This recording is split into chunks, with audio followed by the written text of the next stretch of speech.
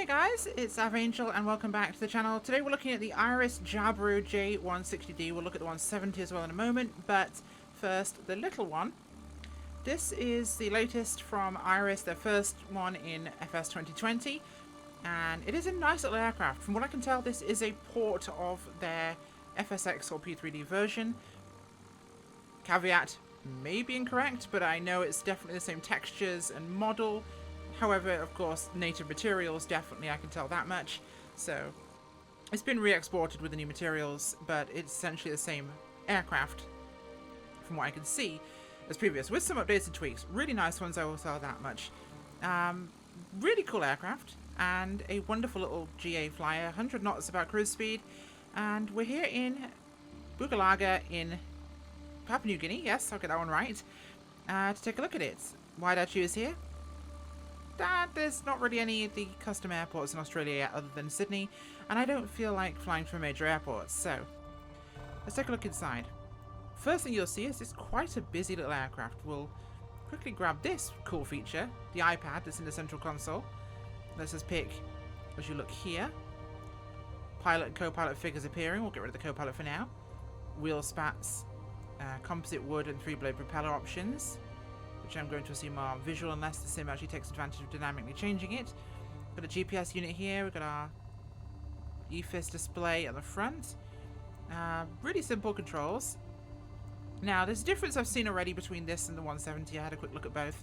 Now, obviously, both have opening doors. You can either use the handle here or the knob there to open the doors on the aircraft. Nice and simple. It's the little things I find that really add to the visual experience of the game. And, of course, wheel pants are off there, which is nicer for bush flying and rougher terrain like this.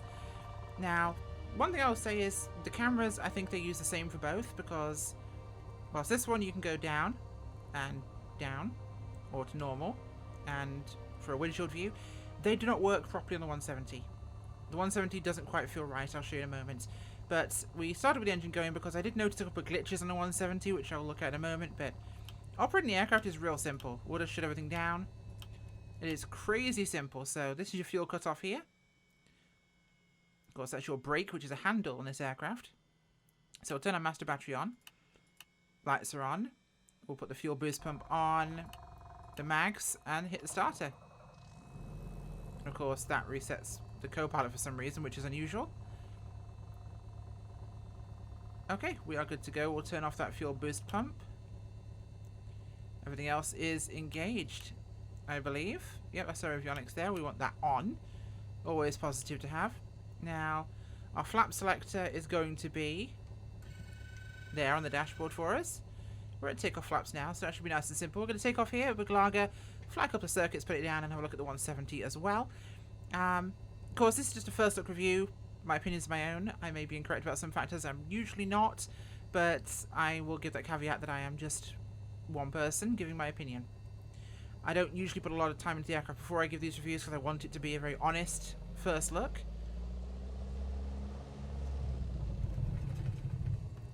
Are we actually... there we go. I can never tell whether it wants to decide to hold its brakes or not. So let's get rolling. Over the edge we go. Tally-ho, boys and girls. Good takeoff airspeed now, so we'll pull back on the yoke. And we're clear. Papua New Guinea mountain airstrips are a little bit hairy. Let's pull those flaps up. Huge selection of liveries for the Jabiru, actually, from Iris, which is a really nice feature. They give you lots and lots of options, which really adds to the aircraft's appeal. There's always something for everybody there. Oh. Trim this out a little bit. Stop applying some rudder, which I did have in. And we'll come about and we'll do a landing.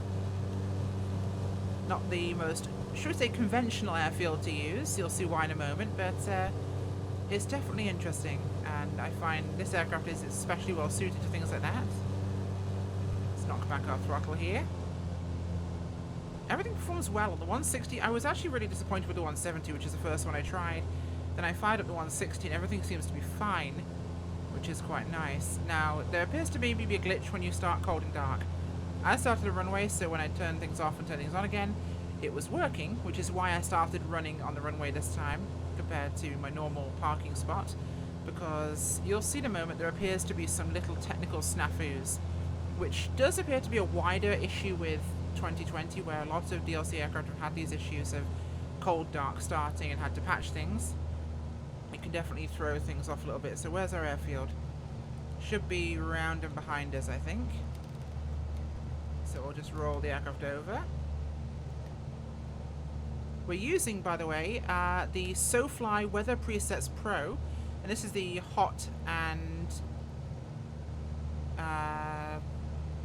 heavy. Let me look. This is hot and humid. Is this preset?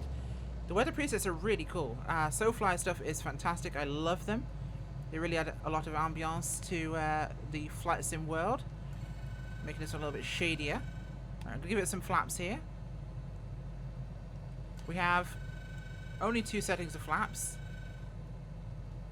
Not sure if it indicates the degrees on there. The manual that's included would do. Now you do have, of course, the full manuals included in the actual community folder where the Iris Jabiru is located. You've got all your usual flight manuals and checklists. So there's Big Lager Strip. We'll give it some throttle. This is definitely my sort of airfield. I love these places. The aircraft is little pitch happy. Not sure if that's a trait of the Jabiru itself or this particular flight model. I remember having this back in FSX and I loved this aircraft. It was really, really nice. Great little flyer. Of course, we are talking a very minimal aircraft. It does have an autopilot in there. You can see it just below the radio. This is, of course, one of the airfields in the landing challenges. A lot easier when it's not a caravan. So I'm going to crab in a little bit here. Give it some throttle. So I'm really approaching at a slight angle. Not the end of the world. Ooh. Okay, I plonked that one in there. Yeah. Well, we touched down relatively well, I guess. Doesn't use a lot of runway, so that's nice. As floating grass. Camera viewpoint's a little high, though, I will say. There we go. Floating grass. Thank you, Microsoft, for that one. Yeah, the 160 is a really cool aircraft. Let's go to the menu and take a look. Okay, so here we are in the menu. You have the 160D and the 170D models. Now, both have quite a wide selection of liveries. We've got this. Loads of colours, actually. Really nice options for the aircraft. I'd have liked a 3D preview in 2020 like we had in FSX, but not the end of the world, frankly. We'll go back here to look at... I could have just clicked that button, couldn't I? I'm special sometimes. We'll look at liveries on the 170. Again, large variety of options. Making for a very cool little aeroplane. Let's go take a look, shall we, at the 170. So hey folks, we're back here with the 170. We're here at Queenstown in New Zealand, which is close, but of course slightly different. You know what? I don't like this weather. And we have our Weather Presets Pro options here. What do we feel like? I feel like... Ooh, tropical rays. Ooh, that's nice. I feel like humid storms. Ooh, that's miserable. Drizzly rain. Nice. Some very cool options in here. Things I've seen have been pretty decent. Zero visibility. Yeah, not ideal for a review. Let's not go with that one. We'll go for low and breezy. Ooh, that's really nice actually. We'll go with this. So tons of visual options for it, which really make for a fantastic experience. We're going to go up and starter now, and I wonder if the same issues will persist that I had before. So this is the cockpit here. We appear to have something that's meant to be there but not there, which is unusual.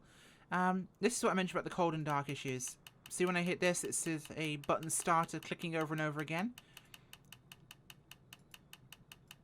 Let's turn off our avionics. Fuel cutoff is on. Starter, nothing happens. No bueno. See? Yeah. I think this is a glitch that Iris just haven't managed to resolve, which is a actual known issue with FS 2020. Most developers have had this issue and had to fix it. So, we'll go start it on the runway so we can actually get this aircraft working properly.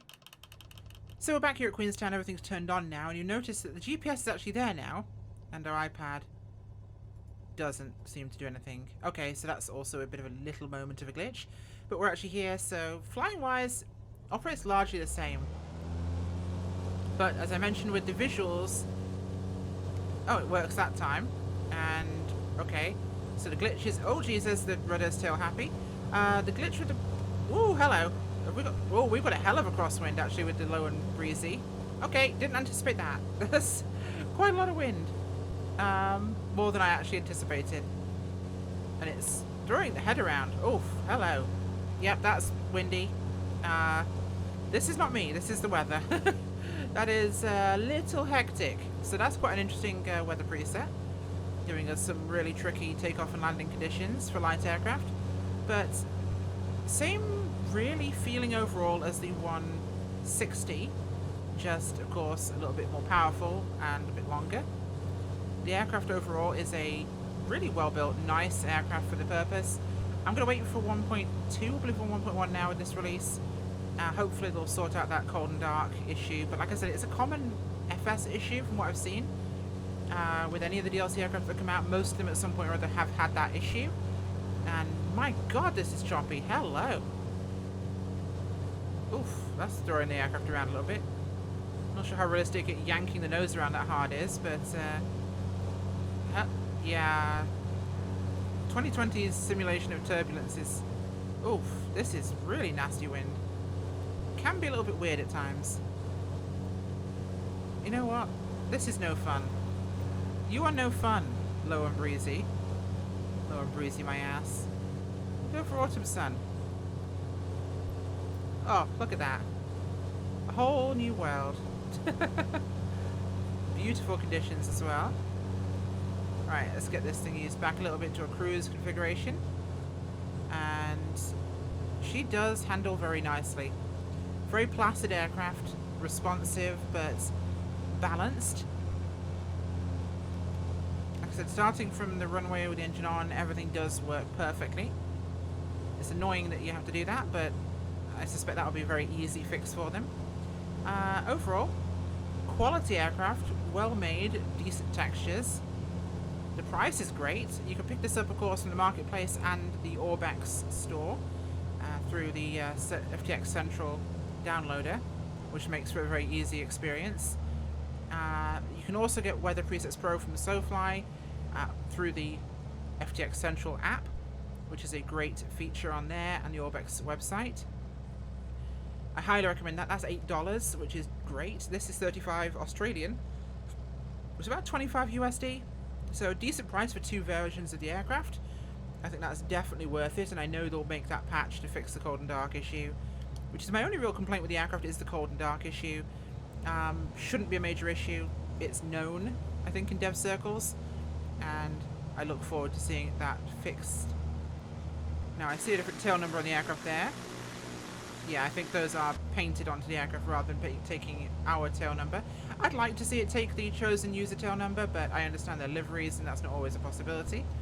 We're going to go for a quick landing here. A more, should we say, expected landing than a crazy hillside place in Papua New Guinea. And we'll put this baby down and call this one a wrap. Overall, recommend it. Nice aircraft. The cold and dark issue is irritating, but I expect it to be patched. Even the hood angle now works quite nicely. Let's make sure not approaching from a weird angle again like last time. And we should have a fairly... Okay, so I'm hitting my center camera button, which should pull me back to this. And it's not doing. It only centers it on this one for some reason. Normally hitting my button to go back to default view pulls me back into this view no matter what sub-camera I'm in. So if I was down here, it would pull me back up again. It doesn't. I like the fact that the purpley livery does actually have the pink lettering inside the cabin. That's quite cute. I do like that. But anyway, bringing it down here at Queenstown for a much more manageable landing. Right, on the numbers, or just past them. Do a gentle flare here for our touchdown.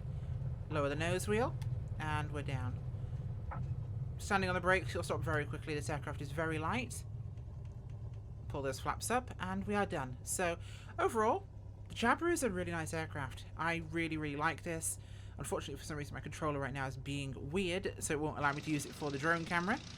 But we always have the trusty keyboard controls, which is so jank and yeah. But its livery is cool. I love that. That's badass. Really, really cool tribal pink design on that one. Huge number of liveries. Really nice behaving aircraft. Fun to fly, good visibility. Decent price. 2 models for the price of 1. Totally worth it. And once that little glitch is fixed, me likey. Hope this was informative to you guys. Thank you for watching. And I will see you all next time. So, Iris Jabiru, thumbs up. Weather Presets Pro from SoFly, definite thumbs up. There is really cool presets I'll be using a lot in there for flights, so totally advise that one. Thanks for watching, and we'll see you next time. Bye!